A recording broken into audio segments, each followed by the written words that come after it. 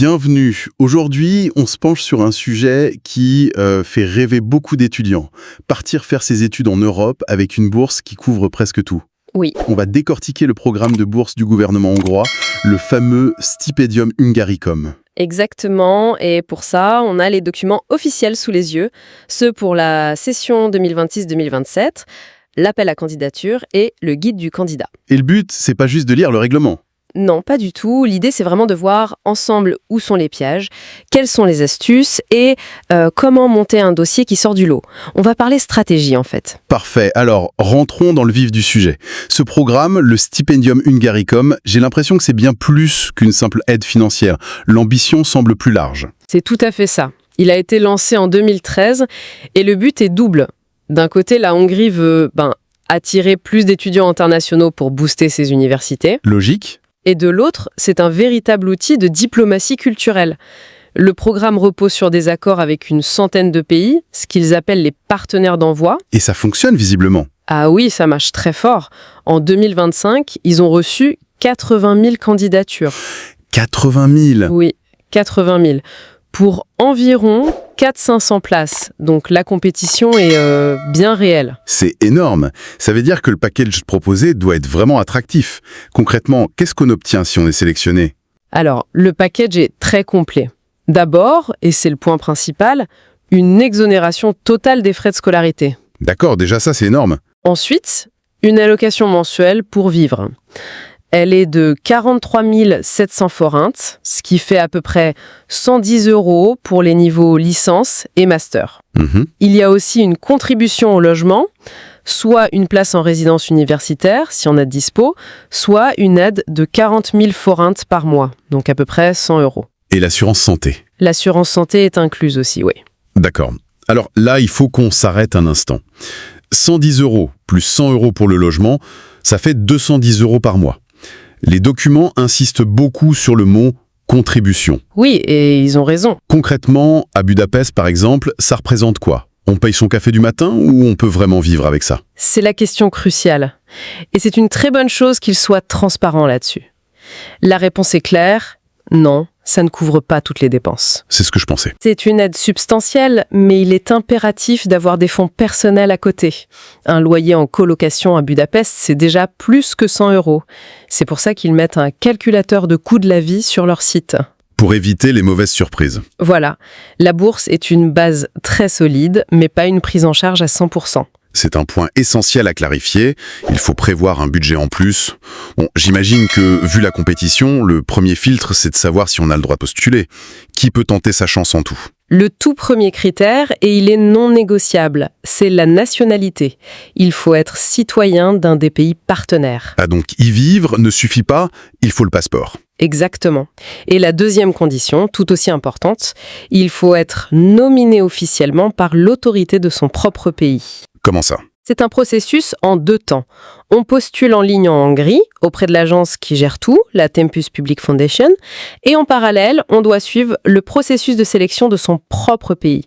C'est une double porte d'entrée, en quelque sorte. Oui, double porte, d'accord. Ça veut dire qu'il faut se renseigner bien en amont sur la procédure locale, qui doit varier d'un pays à l'autre. Tout à fait. Est-ce qu'il y a des cas où c'est non d'office, des profils qui devraient même pas essayer ? Oui, et c'est listé très clairement. Sont exclus d'office les citoyens hongrois, même avec une double nationalité, Oui. les candidats de moins de 18 ans, au moment de la rentrée 2026, sauf pour les études de danse, et aussi les anciens boursiers qui voudraient refaire un cursus de même niveau. Donc on peut pas enchaîner 2 masters avec la bourse. Non. Si on a eu la bourse pour un master, on peut plus la redemander pour un autre master.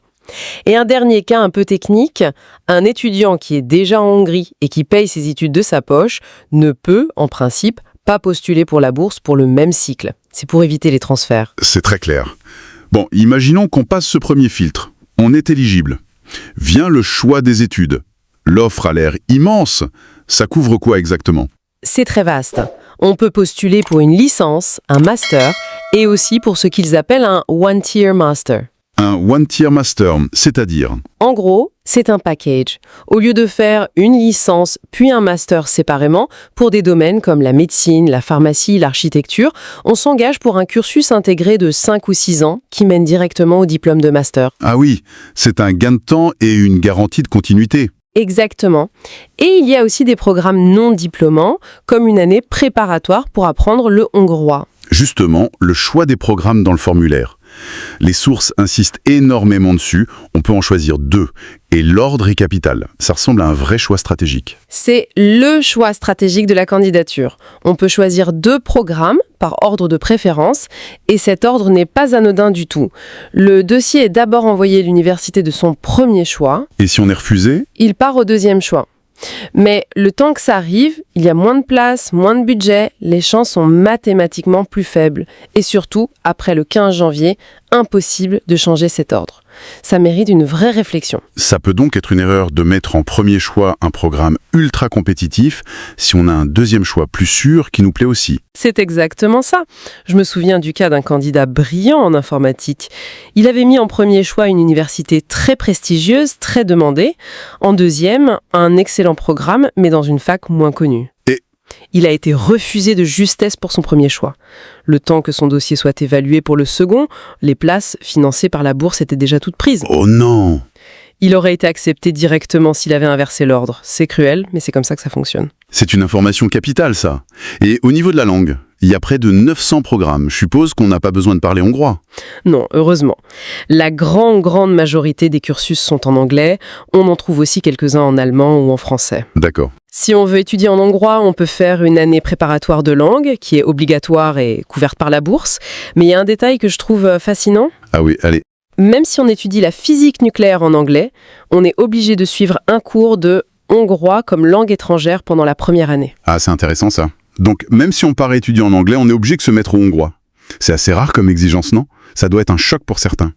C'est une manière assez forte d'encourager l'intégration culturelle. Et ce n'est pas une option. Les guides précisent bien que si on ne valide pas ce cours, l'allocation mensuelle peut être réduite. C'est une façon de dire « on vous accueille, mais faites un effort ». Message reçu. Voilà. Passons au concret, au dossier.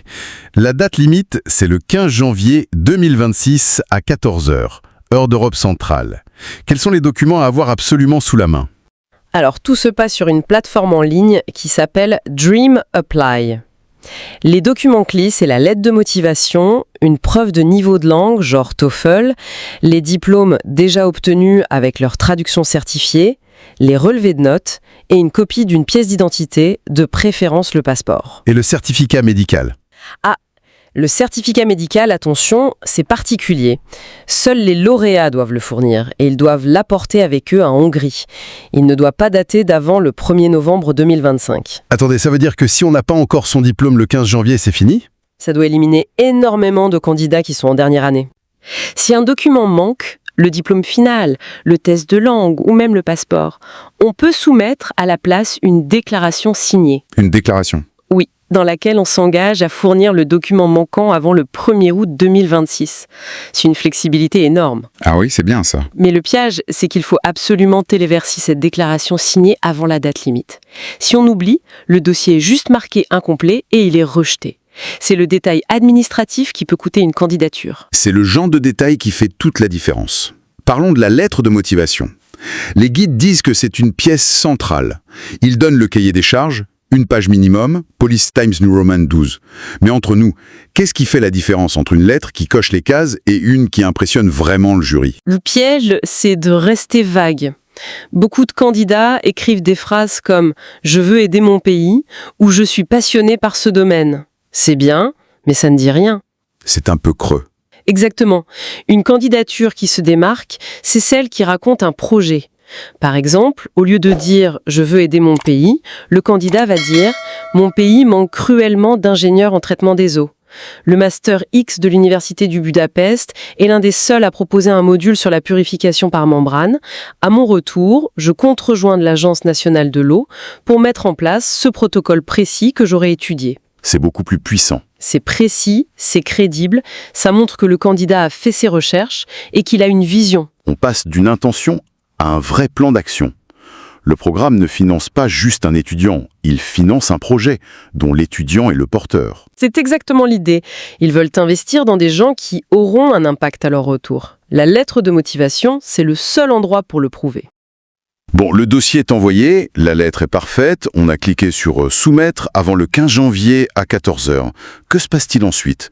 C'est du but d'un long tunnel, j'imagine. Un long tunnel, oui. C'est un marathon en plusieurs étapes. De janvier à février, c'est la première phase, vérification technique et nomination. D'abord, l'agence hongroise vérifie si les dossiers sont complets. La paperasse. Voilà. Ensuite, les dossiers valides sont envoyés aux fameux partenaires d'envoi dans chaque pays. Et c'est là qu'a lieu le premier écrémage. Chaque pays établit sa liste de candidats nominés. Donc la première barrière est en fait dans notre propre pays. Si on n'est pas sur cette liste, l'aventure s'arrête là, les universités hongroises ne verront même pas notre dossier. De mars à mai, l'évaluation par les universités. Les dossiers sont envoyés aux 2 universités choisies. C'est là qu'il y a les examens. Oui, elles organisent leurs propres examens d'entrée, souvent des entretiens en ligne ou des tests écrits.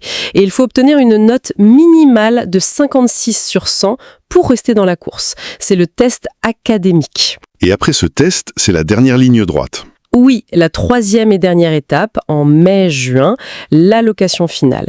C'est la Tempus Public Foundation qui reprend la main et prend la décision finale. Elle attribue les bourses en compilant tout, les résultats aux examens, l'ordre de préférence des programmes, les capacités d'accueil des universités et surtout, les quotas de bourses par pays. D'accord. Et il est aussi noté qu'une priorité est donnée aux domaines scientifiques et techniques, les fameux STEM. Un processus qui dure 6 mois au total, c'est une éternité. Est-ce qu'il y a un risque de se décourager ou de perdre le fil? Comment on reste mobilisé aussi longtemps? C'est un vrai défi. Le meilleur conseil, c'est de considérer que chaque étape est un concours en soi. Une fois le dossier soumis, on se concentre à 100% sur la préparation des examens d'entrée des universités. Il faut être proactif. Oui, chercher des infos sur les formats des années précédentes. Puis, une fois les examens passés, il faut savoir lâcher prise et patienter. Les résultats finaux arrivent fin juin. La patience est vraiment la vertu cardinale de tout candidat. En résumé, si on devait distiller l'essentiel, le Stipendium Hungaricum, c'est une opportunité en or, mais c'est un concours mondial. Le succès repose sur une préparation méticuleuse. C'est ça. Bien comprendre que la bourse est une contribution, faire un choix stratégique pour ces 2 programmes, et surtout construire une lettre de motivation qui présente un projet clair et concret. Exactement. Et ne jamais sous-estimer l'importance des détails administratifs, comme cette fameuse déclaration pour les documents manquants. Les documents sont clairs, un dossier bien préparé, qui suit les instructions à la lettre, a infiniment plus de chances de passer les premiers filtres. C'est la base. Dans une compétition avec 80 000 personnes, la première manière de se distinguer, c'est d'être irréprochable sur la forme. Et pour conclure, une dernière pensée qui me vient en relisant les consignes pour la lettre de motivation. On demande au candidat comment il compte utiliser les compétences acquises au retour dans son pays. On a beaucoup parlé de stratégie de candidature, mais peut-être que la vraie stratégie, elle est là. Au-delà de l'ambition personnelle, le programme semble chercher des multiplicateurs, des gens qui vont faire fructifier cet investissement. La question clé n'est donc peut-être pas seulement « qu'est-ce que cette bourse peut m'apporter ?», mais aussi « que vais-je construire avec cette expérience pour les autres ?» Une réflexion qui pourrait bien être ce qui distingue une bonne candidature d'une candidature lauréate.